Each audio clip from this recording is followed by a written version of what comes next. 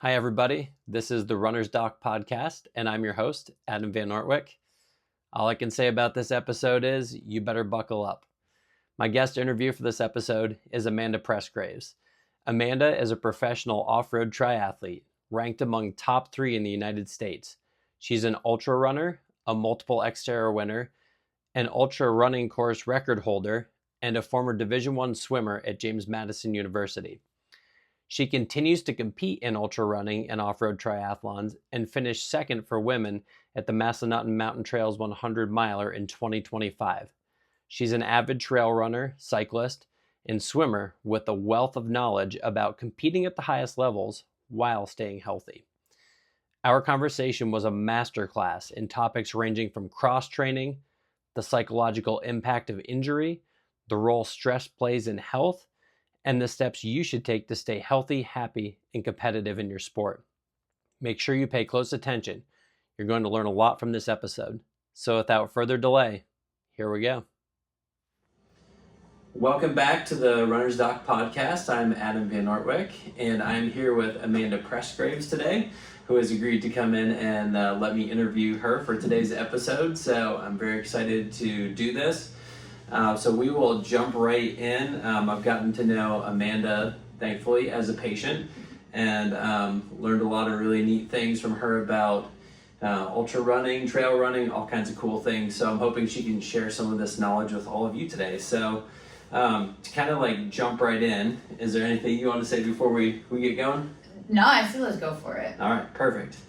All right, so I just want to start with like a quick overview of your running and like athletic career in general, because I know you didn't necessarily start off as a runner. So if you get into some of that, that'd be great. Yeah, I started off as a competitive swimmer. So from like a very young age, I had a ton of energy. My parents were like, we need to put her somewhere. This is not gonna go well. She doesn't have an outlet. And so I stumbled into swimming. We had a pool behind our house and like our neighborhood pool growing up. So I started doing summer league swimming when I was 4. And then from the age of 6 through college, I swam competitively. And so from like a very young age, I was very entrenched in just the competitive swimming culture and just like the elite sport culture too. Like, I mean, I spent most of my life waking up before 4 o'clock to train every day. And from the age of like 6 and then after school, I kind of continued it. I like running wise, I would run in PE class and like we would have the pacer, we'd have the mile, and that was my jam. I was like, if we're doing physical fitness testing, like this is my moment. Like I would get so competitive. People would be like, can you please stop with the pacer? Like, I think we get it. Like, you can get to 100. And I was like, no, like, I need to get the record. And my mile time from middle school still stands today. And I would only run it when, like, I would get the mile, testing. And then, like, it was totally off the couch. But I really loved running. And even with swimming, we would do, like, dry land. And we would do, like, strength training and some running. And I loved every chance I got to do it. And I think it came pretty easy for me when I was younger, having like an aerobic base. I felt like I could just like kind of jump right into it. When I got into high school, the cross country and track coach were like there trying to get me to run, and it went well for like, you know, if I could like do a practice, but ultimately like training 20 hours a week, growing, like hitting puberty, being really busy with AP classes and clubs, and then all the swimming I was doing was just like a recipe for burnout and injury. And so I would get like one race in or one workout and then I'd be injured the rest of the year. And so I really just doubled down and kept swimming through high school. And then once I graduated from college, that's when I got into triathlon. And so I started going, this is kind of a long story, but I'll make it short, but like I got like recruited to do the like Olympic pipeline program for triathlon, and I was doing that for a few years, and then the pandemic hit.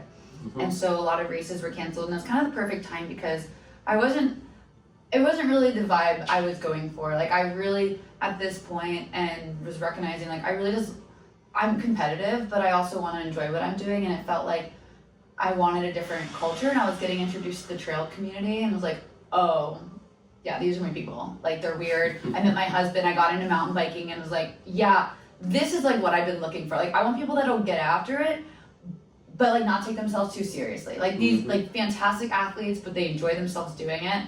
And so I got into trail running during the pandemic, and that's when I also like got into off-road triathlon. And so I kind of found my bread and butter. I just happened to jump into a race when I was in Colorado. My husband was doing the Colorado Trail, and there was an off-road tri like around there in Colorado. So I jumped into it and I won, and I got invited to the World Champs. I performed really well, got my pro license, and so I guess I still have it. I'm still kind of doing that, but I've more so have enjoyed running. I was actually looking at my like stats of like how much I ran last year, and I ran 100% more miles than I did the year before, mostly just because I've been having so much fun with it. Yeah. Part of it was I broke my wrist and I wasn't able to mountain bike as much, and after I got surgery, and so I found that I was just really enjoying the trail community and finding so much improvement and growth through it. And yeah, so the roundabout way is that like I spent a lot of my time in swimming, then I went into multi-sport, and that like all of that training over my lifetime has carried into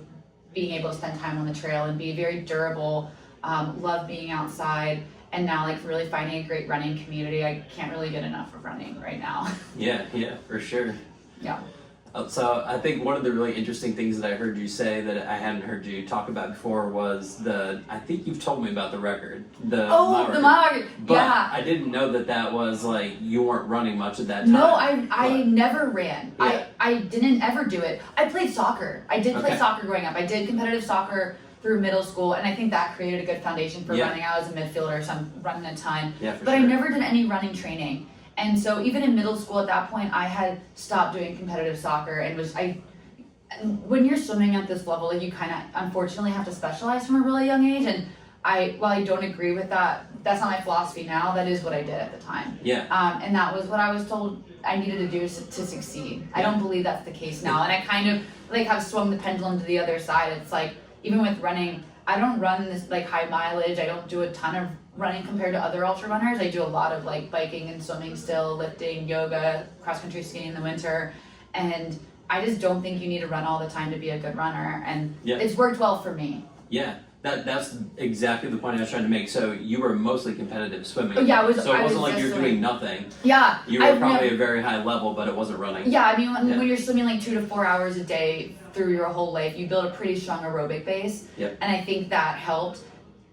I probably would have been great if I got some like, form work or something, but I kind of just could go out and sprint a mile and like pull out a good pacer, and I went like a 5:31 in 7th grade, so like that's not horrible for never running before. And it worked for me. But there was always something there. Like I loved the feeling of running, and I felt so free when I did it. And it was just one of those things I wish I could have done more, but it wasn't. I also really loved swimming and wanted to dedicate myself to that. And I'm glad it's come full circle where I get to do it as much as I want now. Yeah, it's really neat. Yeah, I think that's a really cool point. When I heard you say that, I was like, oh, you weren't doing running specific training, but you were doing other things that really helped you with the running. One thing I wish that was more common at that time, and in high school particularly, is I think I really would have done well with just running a couple times a week and then racing. I don't think I needed a lot of mileage. And even when I started doing this Olympic pipeline program, I was immediately thrown into doing these pretty big track workouts where they recruit a lot of collegiate track athletes, runners, and swimmers because of their aerobic base and being able to teach anyone how to ride a bike, basically. That transfers over pretty well, but it's hard to teach someone to swim, and it's hard to get someone running. Well, when I went in immediately doing these track workouts that matched, these D1 programs, it was a recipe for disaster. I had immediately like over a handful of stress fractures in my fibula, and I was out running for like 20 weeks. And that was when I kind of was like, you know what, I think this isn't working well for me, because I'm kind of a person, like put a program in front of me, put a workout, like I'll do anything to get it done. And I realized it was not actually working in my favor. And so ever since then, I've self-coached myself. And during that time, I was realizing it's gonna take years to build up the musculoskeletal system of a runner. I've spent my whole life in a pool, not doing land-based sports and having that impact. And so that, I think, is the biggest thing I've learned. Was I'm so grateful after that injury, I kind of was just focused on trails, because it's so much softer and there's so much variety in your movement. I haven't had knock on wood, like a bone injury, a stress fracture injury since 2018. And I think it's because of the variety of my training that I do and the cross training, and being on soft surfaces is a huge help with that. And like trusting in my training to be like on the bike and in the pool and knowing that it translates over to running as well. And I think it's taken me years and years to build up the system to be able to like even like pull out a 100-mile race or like do these long distances. It's not like if you were just to look at like my Strava, it'd be like, oh, she doesn't run that much. You're not seeing the decades of work that I've put in aerobically, and also like the foundational years of the running that I've done, and then all the work outside of the pool and off the bike in the gym too. So yeah, there's a lot more to being a good runner than just running a lot of mileage. Yeah. That's one of the big reasons I figured you'd be excellent to interview for this, because you have a lot of great knowledge. I'm a very firm believer in it too. Yeah. And a lot of like the athletes that I work with, because I do mentorship and mindset coaching for a lot of like women teenage athletes, and a lot of them are runners, and having them trust in their plan and in what they're executing, and doesn't have to look like a lot of other runners. Yeah. Sometimes that works for some people, and that's great if you want to like test out high mileage, but it doesn't work for a lot of people. And there's a lot of ways that we can get the work done and be creative with it and have it be specific and unique to what your body needs. But it takes time to develop that and know like, what do you respond well to? Yeah. And that does change over time too. So you got to be open-minded to it. And I love experimenting with all that stuff and playing around with it. Yeah. I mean, that's a huge thing. Like, I can't tell you the number of coaches and athletes that push back when you're like, you don't need to run as much. You know, like we can do all these, we can achieve these goals with other modalities like swimming, aqua jogging, those types of things. And it's just like, it's so hard for people to, like they're like, I need this weekly mileage, I need this specific distance. But I mean, when you're talking about the athletes you are, specifically like that age, those girls are like very susceptible to stress fractures. So there's a lot of things like, if you can mix that up, it's a lot less stress. Yeah, and like, so there's like the physical aspect of it. I think mentally too, it's very important to have variety in your training, like to not get burnt out. Yeah. To find joy in other aspects, or let's say, like for example, like you have an injury where running doesn't feel good for it. You're able to still do other things in your life that like bring you excitement and like that. You find joy in, and it doesn't all depend on running. Yeah. It's very important too. And so, I mean, I love that for myself, being able to be like, what does my body need today? Oh yeah, it does feel like a little heavy. Maybe the pounding isn't feeling very good. I'm gonna move to the water and keep it more flowy and shake out, and maybe put some like sprinting in there, but it's not gonna have the same impact as like going out for a run and doing strides would have. Yeah. Yeah.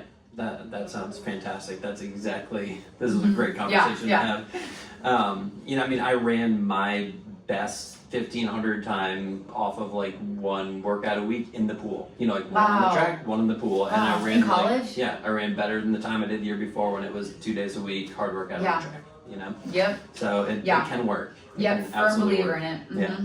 So it was great. The one other thing before I ask, I got this list of questions I want to ask you, but the one other thing before we move on, that I was not really familiar a whole lot with like the type of triathlons you were doing. So could you give people like a little bit of background on that? So off-road triathlon it's you swim, bike, run, but you do them on the trail. So the swimming's still in open water, just like in a road triathlon.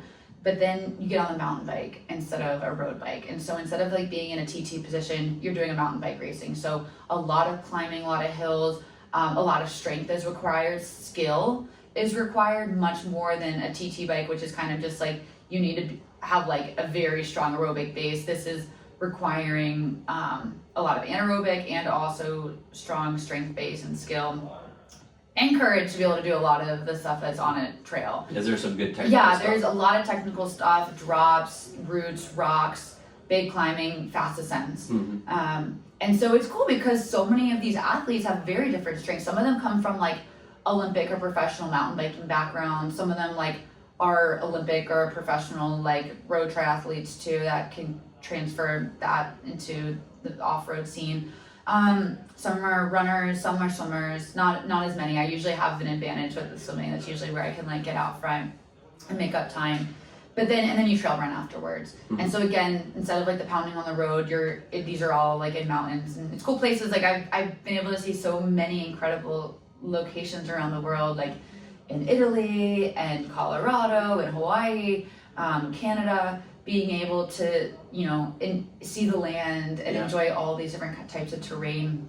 I meet many cool athletes, but it's very different. It's a lot more playful. I think the nature of just being on the trail and who it attracts, these people take it seriously.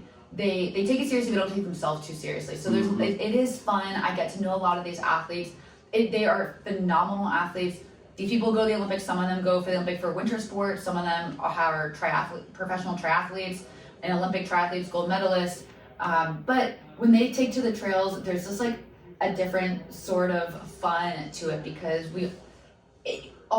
you get to flex on so many different strengths, and it's dynamic, it's engaging for the viewer too, like in the audience. So there'll be like short track style where it's like a small course and there's people cheering all around you. So that's like a more sprint based, fast, like that's done in like 30 minutes, which is so painful and not what I'm usually going from 100-mile racing to like just like sprinting all out. Trail running and biking is like a whole different thing, but it's fierce, it's fun, and there's a lot of cool aspects to it that I enjoy personally and I value in sport. So the off-road scene is really cool.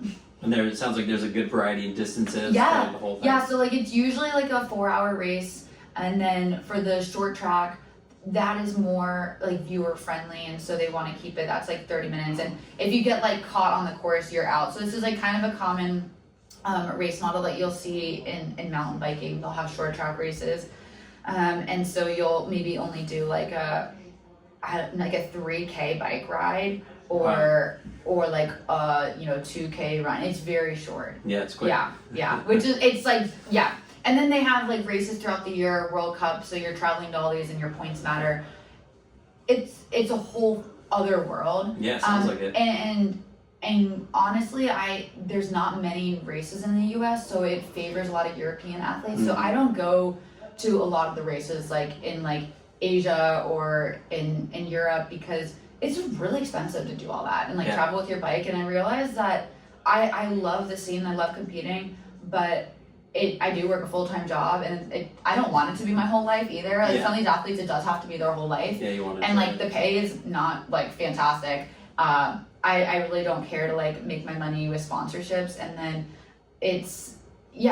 you really start, your whole life becomes that. And I realize I've spent a lot of my time with my whole life being sport, and I really don't need that.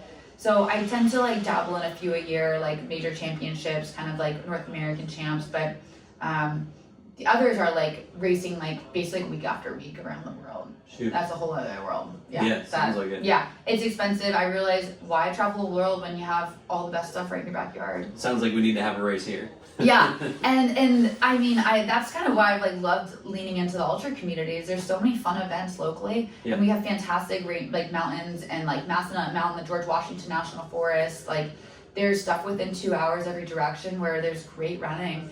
And I realized, I'm like, I don't need to go across the world to like find community in the outdoors and race, and I can scratch that itch here too. And so I feel like last year is when I fully I didn't travel for triathlon at all. I didn't even do a triathlon race. I just did running, and I had so much fun with it. I did just some mountain biking, but it was mostly running last year. Yep.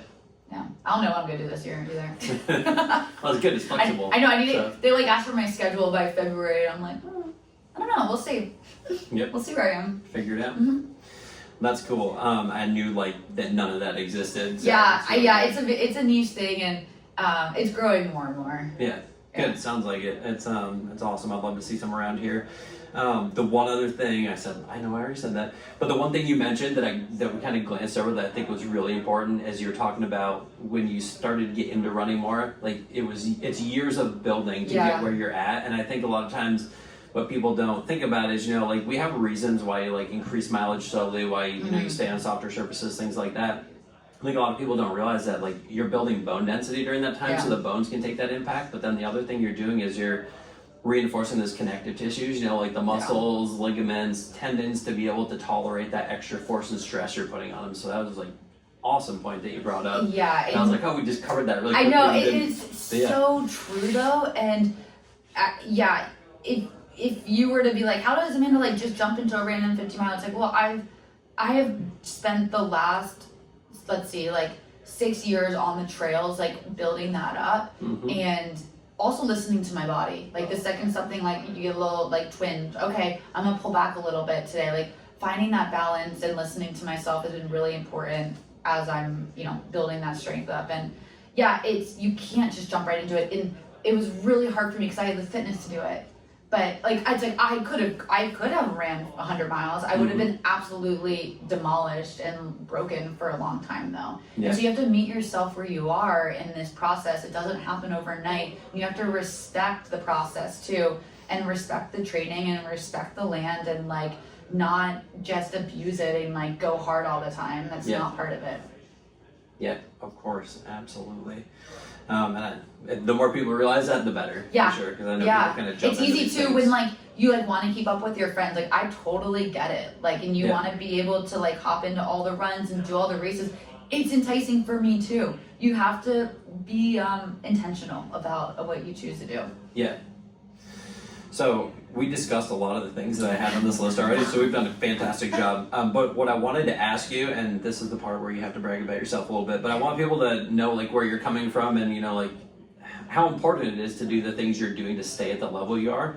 But just share with us like some of your biggest accomplishments that you've had, either like trail running, with your triathlons, you know, like the things that you're the most proud of and feel like you really worked hard for. So like athletically speaking, I think there's a lot of things I am proud, like really proud of myself for.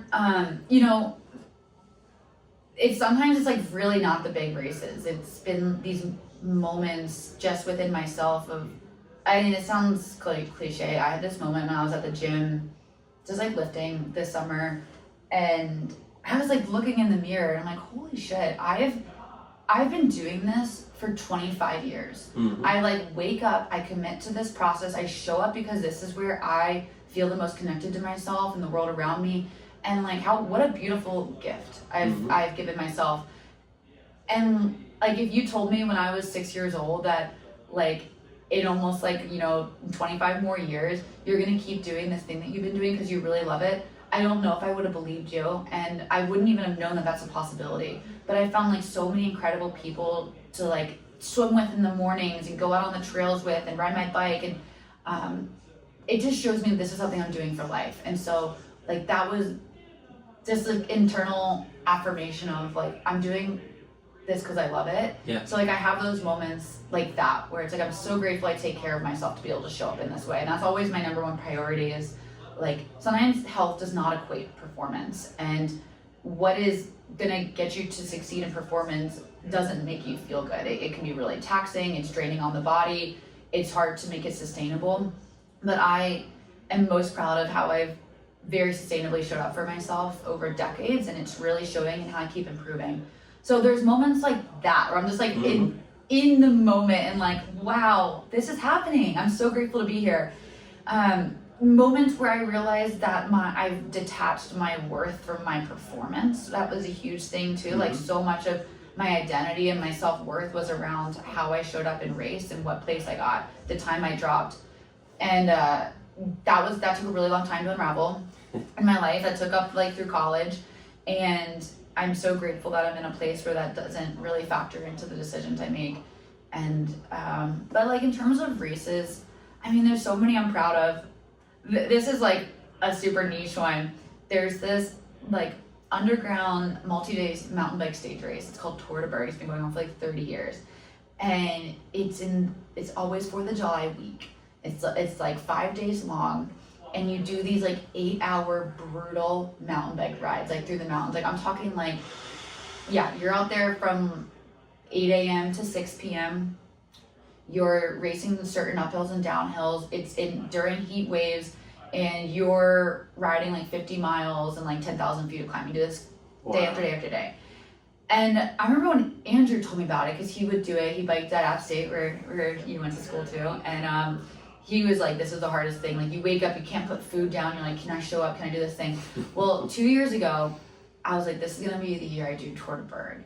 And mountain biking has always been like the weaker part of my triathlon leg, just because swimming has come, I've done it forever, so that comes strong. And then running also comes pretty easy to me. But there's parts of mountain bike that are scary and take a lot of risks and are very different. And since I didn't grow up doing it, it's taken a lot more work for me to develop that skill and the strength for it.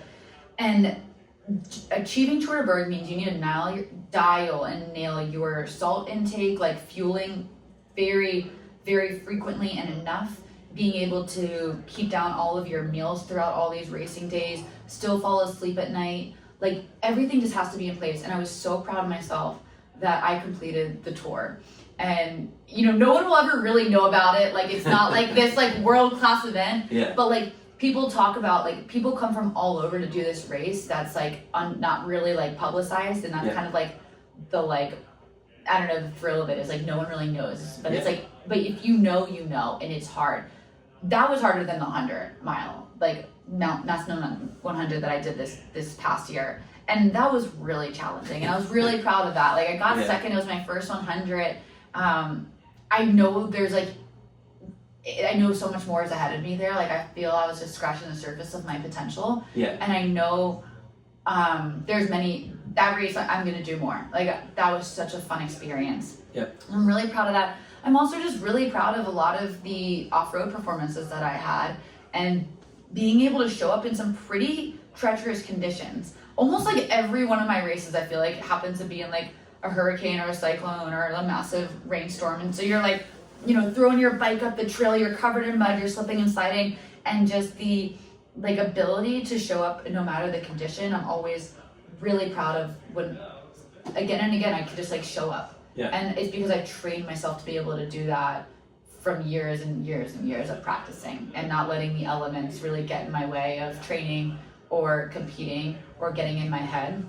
And that takes a lot of practice. And so like there's those performances, like I'm really happy with like wins that I've had and a lot of course records, but there's a lot of those like internal affirmations and wins that I think are the most important. And that's what sticks with you.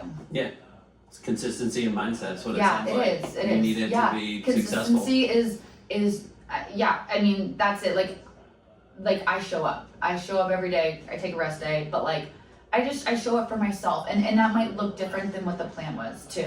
But like regardless, I'm committed to showing up because it's what leaves me feeling good at the end of the day. And it's like that's the part of my day I get to choose. It's before other people determine my day for me, or before work gets in the way. It's like I get to commit and like love myself that way. Not commitment in this like hard-headed, like stubborn way, but in this compassionate, enthusiastic, like life-giving way. And that's what I get out of it.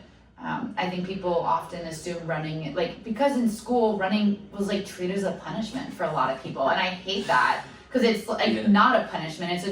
It's a treat that we get to do this with our body. And I wish we framed movement in that way instead of a grueling, punishing exercise that like we have to beat ourselves down and be hard about it. It's like, no, it's just primal to want to move in these ways and express ourselves.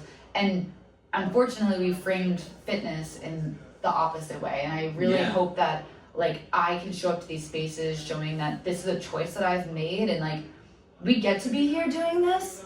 Like how awesome is that I get to go run in the mountains all day? Like what a joy that I get to do that. Like I'm so fortunate for that, and that my body is capable to do it. Because when you get injured and that's taken away from you, you're like, I miss this so much. I just like want to be able to be outside. And so I like really want to show up every day celebrating that. That's fantastic. There was a lot of good stuff. Go back and listen to that again. That's really good. So on the flip side of that, I want to ask, like, what have some of the biggest setbacks been that you've dealt with? I've had my fair share of injuries. A lot of them. I mean, I would say the biggest one for me was when I had 2 labral repairs in college, and I had to redshirt my junior year. And at that point, I was just having like such horrible hip pain and back pain. And I wish I had Adam and the tools I have now during that time. But in the moment, I was doing the best with the resources that I had. And I had access to great resources being a collegiate athlete. I was at swimming at JMU. And that's what brought me to Harrisonburg. And then I had hip surgery in the summertime, and at that point I wasn't sure if I was gonna be able to swim again because I was a breaststroker and it's really hip dominant and requires a lot of mobility and strength through the hips, and I just wasn't sure if I would return to that sort of like range of motion and mobility.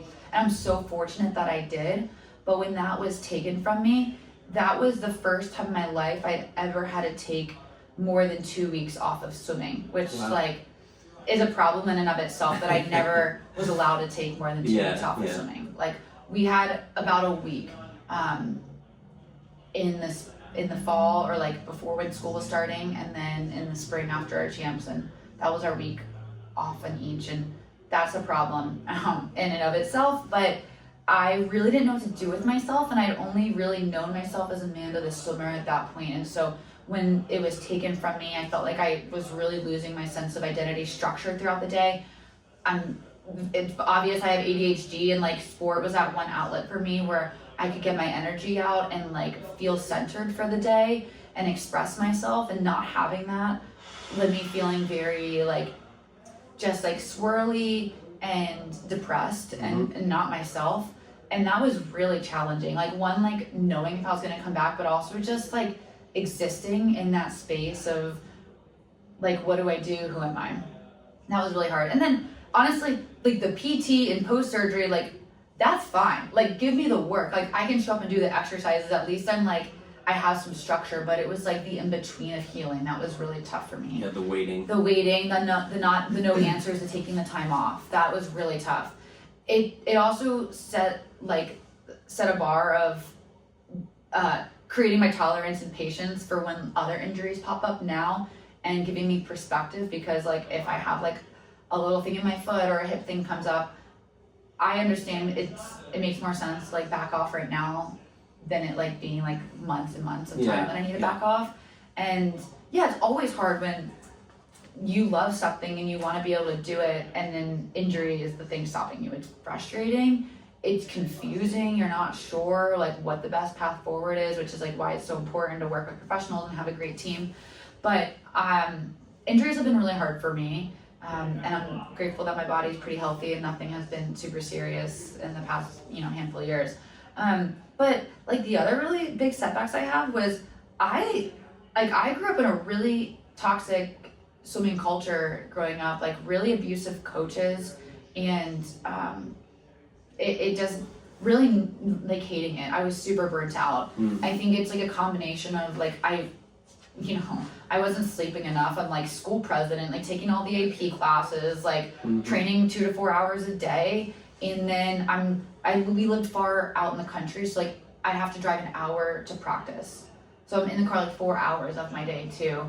It ruins my relationships. I can't invest in friendships. I'm just kind of like feeling like I'm not doing really great at anything because I'm burnt out. Yeah. And I'm sick. I'm not like getting my period regularly. I'm probably under fueling because I don't have time to eat and have like nourishing meals. And then like, I'm sleeping like 4 hours a night. Like I was just like a total wreck. And on top of that, I have like abusive coaches that are neglectful, not like talking well to me, not treating us well. And I'm trying to figure out like, why am I doing this? Like ultimately what I knew deep down was like, I love swimming and I love moving my body. And like, I really, really, really want to be in a positive team culture. And I know that that's possible for me. And I just like for some reason like held on to this belief that like, it can get better. And if I can just like get through high school and just get through this environment and swim in college, I'll be on a great team that I deserve. And like, I can really grow as a person and an athlete. And fortunately, that's what happened to me. Like, I held on to that, and like, I really skyrocketed in college and being in a supportive culture. Like, when I got on the JMU team, I was basically a walk-on. Like, I was recruited and stuff, but I didn't have scholarship money, and I was the slowest one. And they already had a really dominant breaststroke program, like a lot of international swimmers, a lot of Olympians, and so like it was like, okay. What's the worst that can happen? Like I'm only gonna get better if I'm surrounded by good people. Yep. And like year after year, I just dropped time and was like, I was just doing so well, which is why it was even harder and discouraging when I got injured and I had to take a year off, because I felt like I was really getting into my groove and I had so much potential. I was going best times at practice and it was fantastic. And then my senior year, I completely changed my training. I didn't do any doubles. I wouldn't swim more than 2 hours a day. I even took Fridays to do the bike. I really focused on strength training, and like I was doing like strength training like 4 times a week, focusing more on power. And I realized I could get a lot further off less volume. Yeah. And so it took until my senior year. So I was swimming from the age of 6 until I'm 21 at that point for me to really tap into what kind of training philosophy worked for me. And you know, sometimes it just takes time, but I had to, like, you asked like what the setbacks were, like it was like just working through those moments and trusting that there was something better on the other side of it. It wasn't like these, you know, you lost this race, or like, you know, I wasn't dropping time. Those were things that happened. I went from like the age of 10 to like 15, 16. I didn't drop any time. I was like really good as a little kid, but when I got older, like I was so burnt out. I wasn't dropping time. So like to go like 5 or 6 years without improving is really discouraging as a kid. But if I could get on the other side of that, I knew it'd get better. So it's moments like that, I think, that really consume young athletes and even adult athletes, is like believing that it can get better and not like staying consistent, and maybe changing your environment and changing your training will be, it can be hard to trust that, but it's really important that you be open-minded to it. Yeah. Yeah, I think a big part of what you were talking about too that people don't think about is how much that, you know, you talk about the burnout, so yes, you have the physical stress of all of it, but how much like the emotional stress and things like that just don't allow your body to heal and recover too. So that's a huge part of that, which a lot of people don't realize. Like if you're working out hard and then you have the stress on top of that, it's like your body's not recovering. Not only are you setting yourself up for injury, but you're not going to perform. It's like my nervous system was never safe enough to like let anything heal. So I constantly just had like tendonitis in my shoulders and knees, and like little things always popping up. I always felt like I was injured as a kid.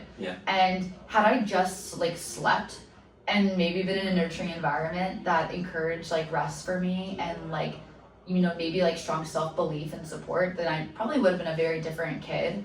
But I found it eventually, and I'm really grateful for it. And the thing is, it was important that I experienced that because it gives me perspective. And when I work with athletes, like there's so many youth athletes that experience that. And if I had not gone through that myself, I don't think I could support in the ways that I can now, having gone through it. And I don't want anyone to have to go through it. And it doesn't have to be that way. It could be a lot easier. And I think that's important. It doesn't need to be, like I said, it doesn't have to be this grueling thing. Like it can be fun and you can improve. Yeah, absolutely. Yeah, I mean, I think a lot of people just don't realize that, you know, like how what needs to go right, I guess, for you to be successful. We're always looking for, like, when you're injured, you're like, okay, I have my tendonitis. What's the mechanical issue behind it? You're like, okay, we do need to look and make sure that there's not that going on, right? Like, that's the obvious. Like, hear hoof beats, expect a horse, not a zebra, right? But when those things are lingering and not going away, and biomechanically we've looked at everything, like there's other things like that that we need to consider. You might not be eating enough. Like that's like can be like pretty straightforward. We like look under, you know, the rug and behind, you know, the dresser for all these things and all the hacks and all the small things we can do. And don't get me wrong, like I focus on a lot of the small things, but I really dial the big things before anything else. I mean, I'll use myself as an example. I'm not running a lot of high volume right now, and I haven't been the past year, but I had some injuries last year that, you know, seemingly were just kind of like out of the blue and weren't that bad, but just lingered, and doing everything that I know how to do to fix them didn't really change that much, you know, and I had a lot of stress in my life, and it's interesting. I kept doing the same thing, like rehab-wise, right? And as the stress went down, like those things just kind of got better on their own. You know, I didn't change what I was doing, like biomechanically or anything like that. So that's really, so interesting too. Really, I think that's why it's important. Like stress is stress, and I feel this way. Even like I feel like I haven't recovered as well. I did like a 40-mile race a couple weeks ago, and I'm signed up to race this weekend. I'm kind of like figuring out, do I want to race it? Do I just want it to be a training run? Like, do I even want to put my body through that? Because I've like noticed my HRV is a little bit lower than it normally is. Like I haven't been like sleeping as well. Like just like small things that like I can pick up on and clue into that before. Like it's like, well, I'm committed to this. I need to show up to this thing. It's like, no, now I have a choice. Like I could just rest and like maybe back off a little bit now. And so maybe I'll feel great by Saturday. I don't know. But I'm very open to recognizing, okay, I had like a really busy work year at the end of the year. So like my body hasn't really caught back up and it's still recovering from it. And so like the stuff happening in my work life and like for people that are parents, that's not me, but like other things that pop up in life inevitably because we're living and we're also an athlete, like you need to respect that stress and maybe back off a little bit. And it feels like inconvenience not do the plan, or maybe you're working with a coach and you're like, I don't want to like tell them I'm not doing any of the workouts, but like they need to honor that like you're human and like you're not going to improve your body. It's not going to respond well to the training. Yeah. So what's the point of doing it? I used to show up to practice so sick, and like when I finally got to my college, my coach was like, "Why are you here? Like you should have just slept in." Yeah. And I was like, "But like you show up no matter what." He's like, "No, like no, that's not what's gonna get you better. Now you're just dragging on this cold. It's probably gonna turn into pneumonia. Now you're not gonna be able to race." And in the past, it was like, no, I can't miss practice. I have to show up no matter what. There's a difference between like, that's like where like people don't know the discernment of like consistency. Yeah. Like you need to be smart, and you can like consistency in showing up for yourself, not just like mindlessly being present at a practice. Like, and for your case, it sounds like backing off because there was some other stress happening in life was really important for you. Yeah. And there'll be times where you can push once you recover. Yeah. Yeah, I think the main thing out of all this is like you've gotten, I don't know whether to say you've gotten better at it, but you're giving yourself permission to listen to your body and how you feel and adjust everything accordingly. Which can be like super uncomfortable when you like spent your whole life grinding. Yeah, right. Yeah, because like all the beliefs were like, no, you just need to work harder. Yeah. So it is like really hard to rewrite all that. Yeah, hard work always pays off. Yeah, right? hard work pays off. It's not gonna feel good. Like there's days where you don't want to be there. There's a difference. Like I do want to be there, but like my body wasn't ready for it. Yeah.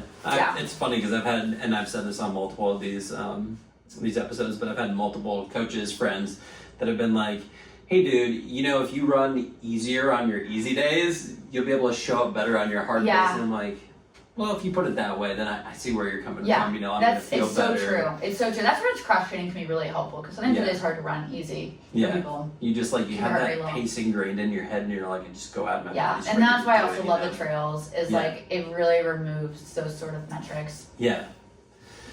So I think like this is great because we just are rolling right through these and answering these without even having to ask them. But you know, what I was going to say was like, you know, what have you found to be the most effective way to address your issues? And I think overall we covered it. You know, like basically it's just listen to your body.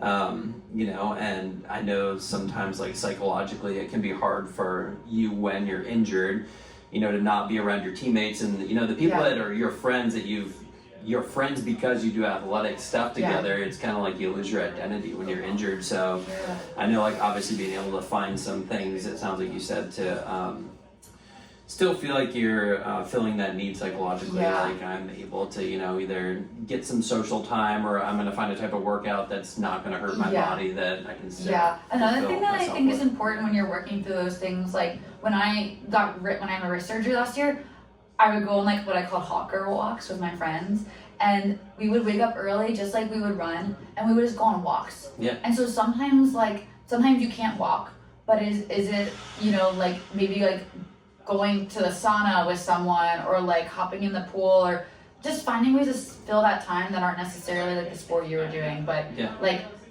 I think we can still like find community, and when all of our communities in our sport, sometimes it's really hard when you're injured because you're like, I can't hang out with my friends, I can't go and run to them. But like still show up to practices. Like you can still show up to the track and cheer people on, or like bike with them while they're running, or like host a dinner. I just think that's so important to continue to surround yourself with people, especially when you're going through an injury or have a setback, because you don't want to lose your sense of community. And it can happen. You have to cultivate that community outside of sports sometimes. And I've tried really hard in the communities that like I've, you know, made for myself, like have things outside of just the run. Like have a potluck, like do a meetup. Like we're gonna do a hopefully do like a cross-country ski trip if it snows on Monday. But like just try to find things that aren't always dependent on the activity. Because like like we have women that like are pregnant and like they still want to be involved, and I would too. Yeah. And so like how do we find these spaces that like we're still hanging out and fostering friendship that don't always rely on the training too? Yep. Yeah, excellent. Yeah, I fully agree with that. I think we covered a lot of these, but just the last couple, I want to respect your time here because we've already been going for more than 45 minutes. We could do this all day for sure. But what are, I guess, you've kind of covered some of these, but are there specific practices that you do to make sure to keep yourself healthy? Okay, so, I mean, I don't get less than 8 hours of sleep. I mean, I'm a stickler for sleep. I will prioritize my sleep over the workout. And this is like, it says a lot growing up as someone that like woke up religiously by 3:30, 4 every morning. I would not do that now. I don't do that now. Even like with like track workouts with people, like we have a group and they organize trackers. I'm like, y'all, I don't think I'll get my sleep that I need for like a 6 a.m. workout. Like, I'm sorry. Yeah. Especially if I have like an event in the evening or something going on with work. I need to sleep longer. Yep. And I think that's like a huge thing. I fuel pretty hard. Do pretty big fueling in my training, at least like 90 grams an hour in training. I race at like the limits, like for me, it's like 120 grams of carbs an hour to 100. Yeah, taking care of myself, listening to my body is a big one. Finding, like, doing it with people, I think is super important, and that's like a big theme for me. But like always, like I'm always reaching out to someone before I like go to the pool or like ride or run. It's like, see if someone can join you. I think like sharing that with other people and like having community is really, really a big part of why I love it. And spending time in nature, like nature is so healing, and I feel so much better after I'm doing a run in the woods and like being outside, getting fresh air, sunshine. Like, I think that's been amazing. As someone who stared at a black line at a pool for their whole life, inside a toxic chamber of gases, I'm like, fresh air, nature, the birds, sunshine, this is amazing.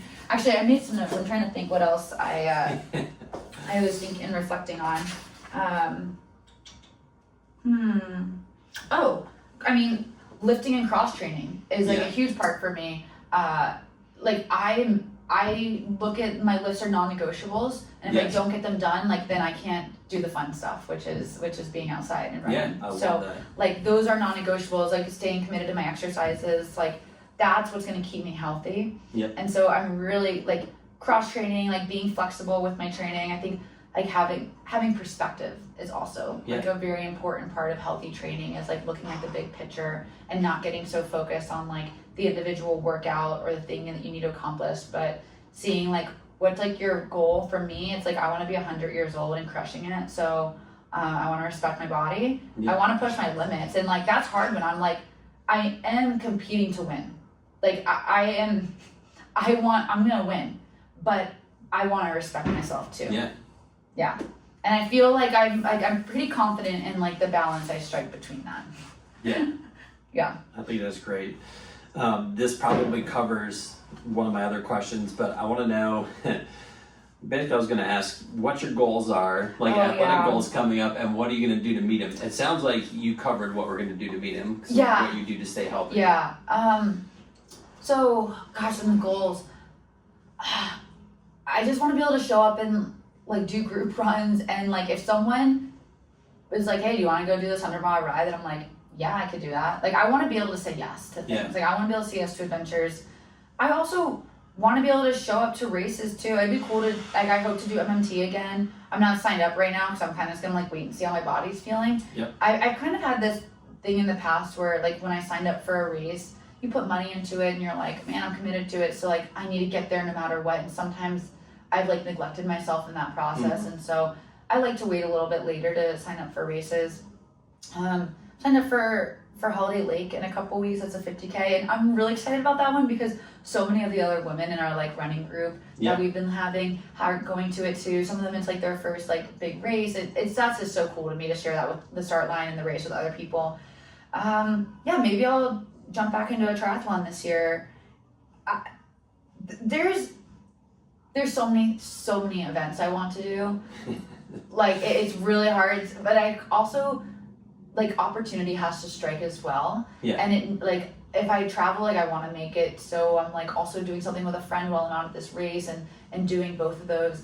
So I don't know, I've been working like in terms of like my process goal, like I've been focusing on a lot of speed lately. I just came off like a marathon block, and that was really cool to take a lot of like the base I built from doing a 100-miler and focus more on speed for a marathon, and I'm having fun with that. So I think I just kind of want to keep seeing what I can do with it, and then going by feel. There's plenty of races to do, but jumping into some more ultra runs in the spring is kind of what I have my sights set on. And then how I'm gonna do it, I think it's a lot of the things I mentioned earlier. It's like I'm just gonna keep doing what works for me. Like it's nothing fancy, honoring my process. And then I think another big thing though to keep in mind is like as like competitive and like intense I can get in those race situations, like it's what's helped me also be fluid through it and flexible is like remembering that for as like hard as I've been on myself and competitive and intense, like being as compassionate with myself too. And like self-compassion is really important in sport, and that's like the biggest thing to mental toughness is actually like having the discipline and consistency and persistence, but it needs to be paired with the compassion. Yeah. Because if it's not, then you can't actually like pour into it.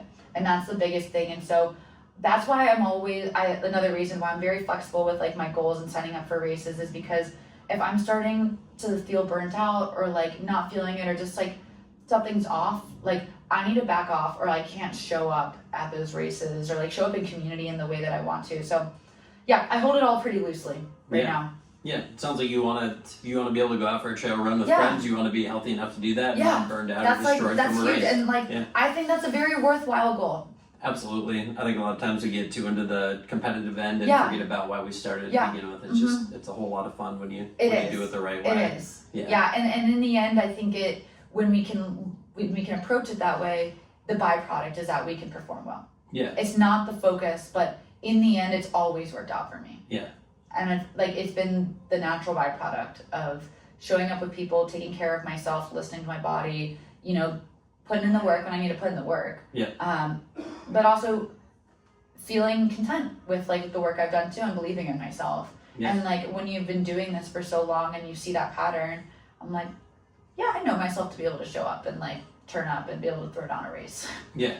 Exactly, and you feel confident about that because of everything you've done and your consistency and and for like people that are just getting started and like maybe don't feel like they have like 20 years of experience in that, I think it's important to pull on other dimensions of your life where you've shown up or like performed or been consistent and use that as data to build up your own sense of confidence, and also like write down those things that you achieved throughout your training or like things that give you a sense of belief. And like when I like for a really long time struggled with confidence and belief, and like I worked with a sports psychologist in college because I would get so nervous for my races and I cared so much about showing up because I was training so hard, and it's like, well, I'm putting in all of this work, like I just want to be able to like perform in like how I know I can. And so like my heart was just so in it, and like I would get so nervous and I cared so much. I didn't know how to channel it.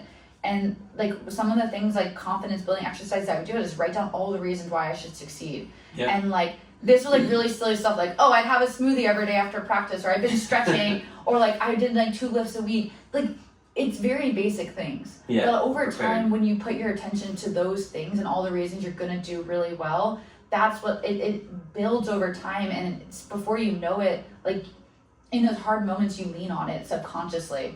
And so like that's what it looks like to like mentally train yourself, is like focus on those ways. Like we can focus on the ways we didn't finish the workout, or it didn't go so well, or we didn't hit our paces. Or we could be like, wow, I'm really proud of myself for showing up, even though it was really early that morning and I like needed to get back in time to take the kids to school, and like I was tired and it's been a hard week at work, but I still showed up the best I could. Like I think we need to put our attention to those sort of things, and that's a big part of the process of like training your mind as much as your body. And I'm a big believer of putting our attention there. Mm-hmm. And so that's what it could look like for someone that's maybe like just getting into things and just starting their running practice. It's like, doesn't have to be it doesn't need to take, 30 years for you to figure this out. Like, you can start developing those habits now, and you probably will enjoy yourself a lot more in the long run too. Yeah. That's my goal. My goal is for someone to hear this and start doing it right now instead of waiting the 30 years and being smarter than at least I was and maybe than you were when you were younger. Me too. And having a gratitude journal, like putting your attention to those things is so important. And like, you spoke to this even with like our stress, but like that reduces stress. It helps us heal. Like how we orient our mind is how we orient our body. And so like, there's so much that we can do outside of those like 45 minutes of a run. That we could do every day to take care of ourselves and like cultivate a better sense of health that then translates over to running or sport. And so I look at it as like all connected. And like everything I'm doing throughout my life translates to that. And that's, I think, what's so fun about sport is like this microcosm of life, and how we show up like translates into life, but it goes in the opposite too. And it's like, we're always like, we're training for life. Like, I think that's the biggest thing. And so they work together. Yeah, they really do. So before I ask you the last question, the one thing I want to bring up and put into perspective for people is what I really appreciate about you, and I think is a big part of your success, is when, so like if I'm working with you and I'm teaching you exercises and they're totally different than anything you've ever seen, which a lot of my exercises are. But the reason I use them is they work well. They do. Is that you really want to understand, why am I doing this? What exactly is this doing? Not just to know like, should I be doing this? It's like, I want to understand exactly why I'm doing this, so I can make sure that all my time and attention is like about feeling it the right way, about doing it the right way.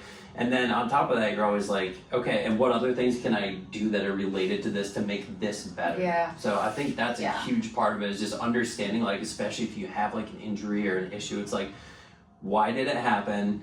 And then what exactly do I need to do to make sure I'm correcting that, that underlying problem, not just like addressing the current pain, because pain's just your check engine light, it's not the actual problem. So. I think like the brain-body connection that's required for these exercises, like, it's not hard in the sense of like grueling, sweating, challenging like exercises. It's hard in the sense of, okay, am I leaning into the right? Am I breathing at the right time? What am I releasing? What am I pushing into?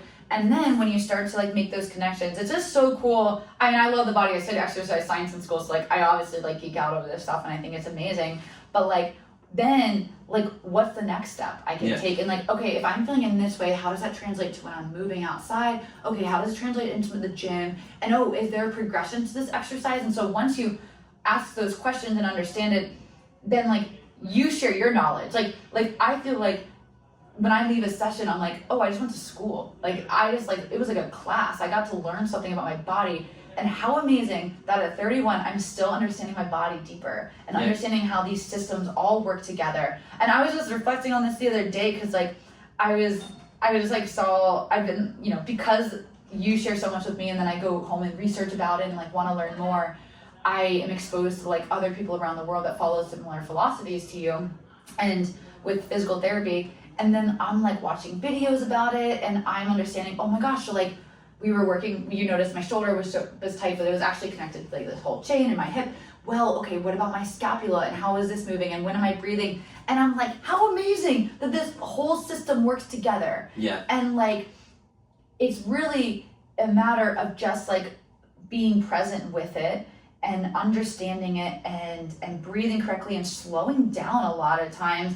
And like, we can retrain our body. Like, these are patterns we retrain, and when we train those patterns, it changes our mind too. And like, we need to be able to like change patterns in our life. If we just get stuck in a movement pattern forever that's not serving us, then that keeps us injured. But the same thing goes for like beliefs that we have and like patterns in our mind as well. And so I think just like staying adaptable and flexible in like how our body shifts, and also our mind is like just the key to growing and like evolving. So I mean, I love learning when I come in and do PT with you.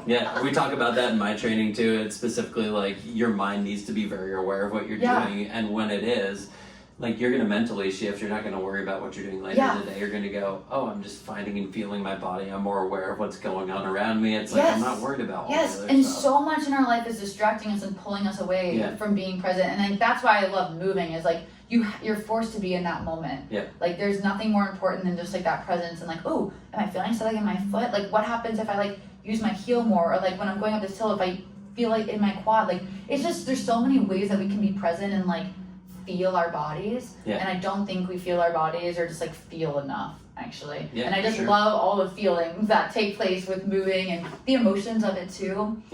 Yeah, there's a big connection between what we're able to like lean into and sense in our body, and also how that makes way for emotions as well. And I think for so long I would just ignore injuries and ignore how I felt. And that's taken a lot of retraining for me. It's good. It's good, and it's good that you've done it, and hopefully other people will recognize and do the same thing. All right, I've kept you long enough. You ready for the last one? Okay, All right, so what's the biggest piece of advice that you'd give other athletes to ensure basically that they're successful, stay healthy, or gives them the best chance to be successful and stay healthy, I'll say? Oh gosh, it's like, is there just one? I think it's like so many of the things we talked about. They can listen to all the rest. They can listen to all the rest. But if I pull out a couple, it's like, be as kind to yourself as you are hard on yourself, and also just like find other things you love. Just like diversify your interests. I think that's so important. Like the best athletes have range. The best like professionals, geniuses in the world, like they have many things that they're into. And for so long, I thought I needed to like focus on one thing in order to be really good at it. And I found like my gifts are actually my ability to like let all those different things give me energy and like undulate between them. And that works for me. I know that doesn't have to be the case for everyone, but I found that works for me. And I mean, there's all those like small things of like, you know, sleeping well, like eating enough, like taking care of your mind, finding community. But like, I mean, those are just like, they seem basic, but those are it. That's it. That's the foundation for like really leaning into like your gifts and how you can like really show up as your best. Awesome. This was a great conversation. So thank you for taking your time. It's going to be really helpful, I think, for a lot of people. So I'm glad. So make sure I'm gonna keep doing this. So make sure to check back for some others, and then we definitely need to get back together again and talk and come up with a plan about stuff we didn't cover that people need to hear. I'm sure that there is a lot. Awesome. Cool. Well, thank you. I really appreciate it. I hope you guys enjoyed this episode. Make sure you go back and listen again. You can listen to this thing probably 2 and 3 times to get all the great information out of it that Amanda put in there. Anyway, as always, we appreciate your time listening. I hope this empowers you on your running journey. And as always, if you don't follow us on YouTube and Apple Podcasts, make sure to subscribe, like this video, and leave us some feedback. We're always trying to make this better so it can better serve you. And make sure to check back because we have some more great interviews coming up. Thank you, and I'll see you in the next episode.